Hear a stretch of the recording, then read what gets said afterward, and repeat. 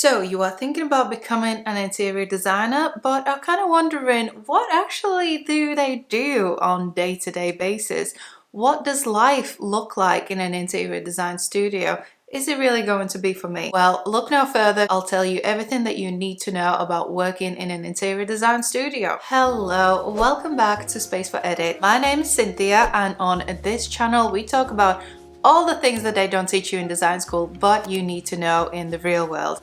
I have been a commercial interior designer for the last kind of decade or so, just about. I've worked for myself, I've been employed, so I do know a thing or two about what it actually is like to work as an interior designer. Working in an interior design team can be really rewarding and really fun if you got the right people around you, but it could be quite the opposite as well if you haven't got the right management, people are gossiping around you, and it just really brings down like the whole vibe and just the way that you feel about your career and where sort of your career is going. Personally, I have experienced both sides of the coin. I've worked with great people, I've worked with not so great people. So in today's video, I wanted to kind of paint you a picture of what it looks like to work in an interior design studio. Okay, so first of all, let's look at the actual structure of the team, because this is very important in order to understand how interior design studios operate. What we do need to understand is that interior design studios, companies,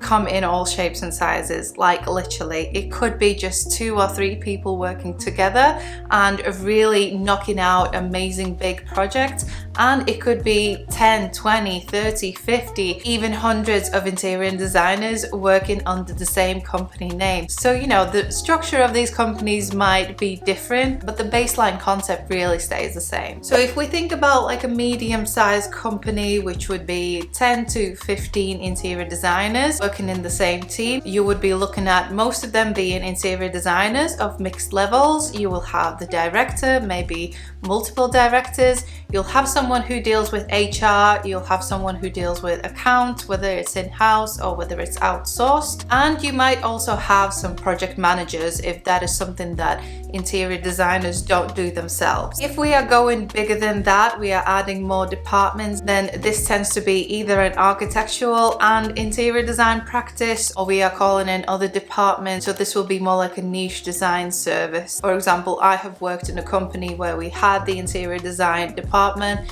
but we also had estimating, quantity surveyors, a group of project managers, and we had catering design team. So this was more of a specific service and it was a bigger team, but today we are talking about the interior design team. Okay, so let's go through one by one and start off with a design team manager. As the name itself says, it's a managerial role, so they don't tend to do or get involved in that much of a creative work. It's more about planning the workflow, managing all the projects, new inquiries coming in, projects going on site, and just kind of looking at the timeline overall and looking at everyone's workload and making sure that deadlines are being met and designers are busy and they have work planned at least a week or 2 ahead of them. And then you have the actual design team themselves. Like I said, it could be a mix of different levels for designers.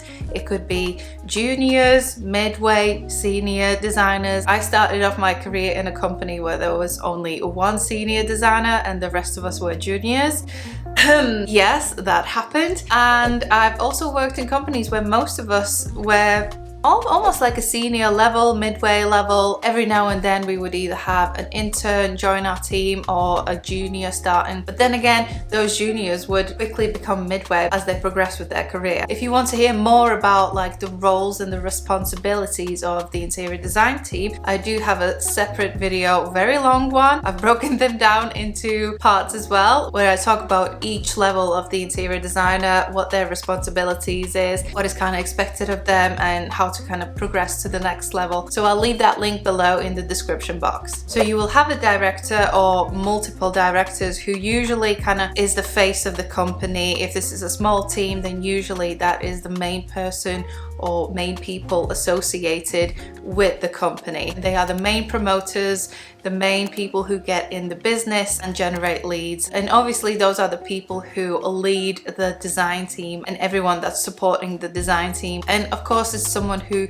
overlooks all of the projects, just kind of casts their eye over it, gives their input in case they've got other ideas. Usually directors of interior design companies have been interior designers themselves, so they do have that creative background and experience that they can share with the rest of the team. And then we have project managers. If this is something that, let's say, the senior designers, midway designers don't do themselves, then there will be either in-house project managers or there will be outsourced project managers. So project managers can be freelancers themselves, and they kind of go from company to company and just help with everything that's going on site. Next, let's look at how the workload is planned. Obviously, depending on the size of the team, the size of the company, it might be a busier or less busy studio, but quite often you will have projects that are just starting, that are kind of in the conceptual phase. Maybe you're doing some research. There are projects that will be on site or in full speed. There will be projects that are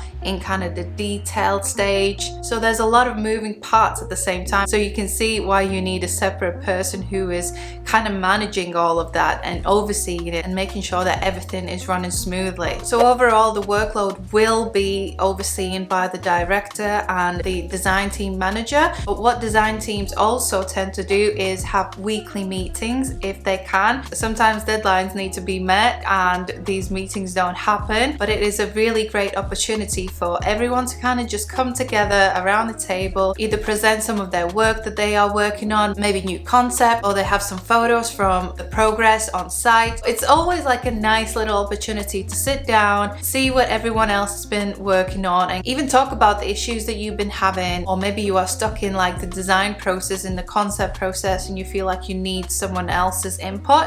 So this is a great opportunity to really iron that out and speak up about it. And usually designers are always glued to their screen and kind of so into their own projects that it's nice to actually step away and look at what else is going on in the company. So weekly design team meetings also help with kind of planning and managing the workload. Just in case someone needs extra help, then these sort of issues can be raised in those meetings. Okay guys, we are halfway through the video. If you've made it this far, I'm guessing that you are enjoying the content. If you are, can you please leave a like, leave a comment, or even subscribe if this is the content that you want to see more of. It really takes a second for you, but it makes a massive difference on my end and in my creative journey. Thank you very much, and let's get back to the video. Next, let's look at how your actual week as a designer could look like. And really, there isn't one kind of general answer that I can give you. I think it really depends on what sort of season you are in. We know in life we have seasons. Out in the nature we have seasons. In your design career and your day-to-day life, you will have seasons as well. You might be in a season where you are constantly CADing things up, you are doing revisions, you are working on CAD, your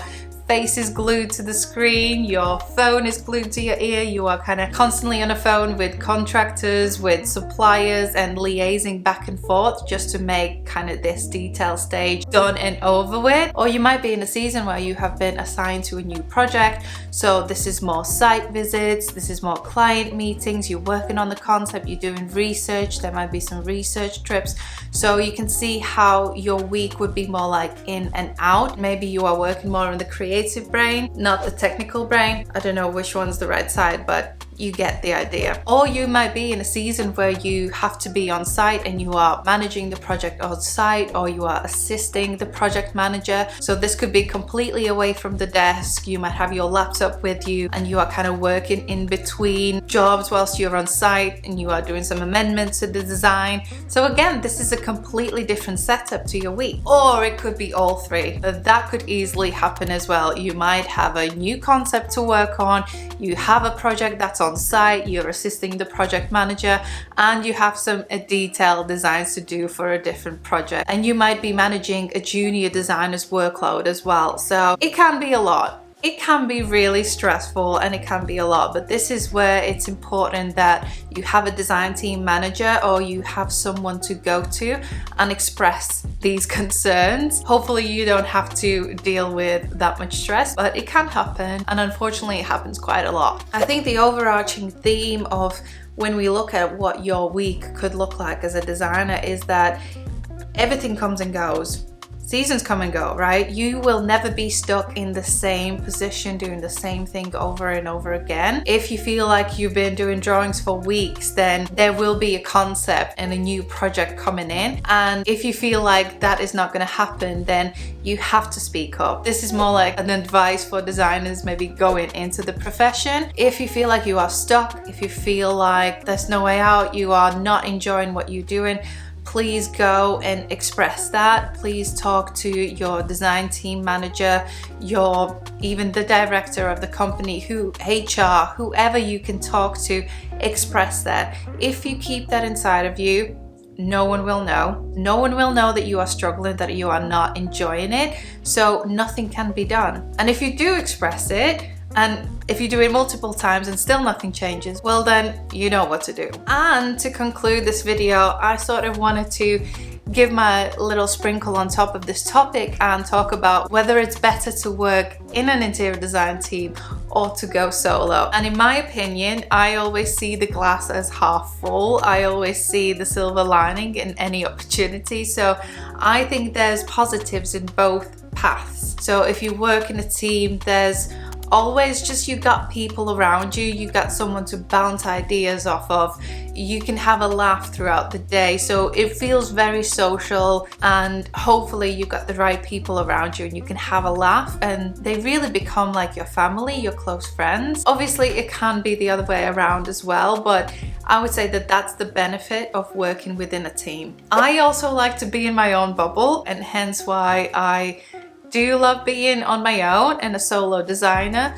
I do like my own space and kind of just getting on with the work without having to report back to anyone else. So I think that's the bright side of working for yourself and being a solo designer. The only thing is that you don't have anyone to bounce off ideas off of, and you're kind of missing that social part. So I think it's important, if you do go solo, then make sure that you have those social interactions in other ways. Go networking events, join other classes around you, I don't know, fitness, cooking, something. Just make sure that you have that human interaction. Don't go completely all on your own, as that's just not healthy for anyone. So it's really just a thought that I wanted to include to wrap up the video. And I've been in positions where I have felt lost on my own. I have felt lost when I was in a team, and I think what's kind of pushed me forward or made things easier to manage in my head and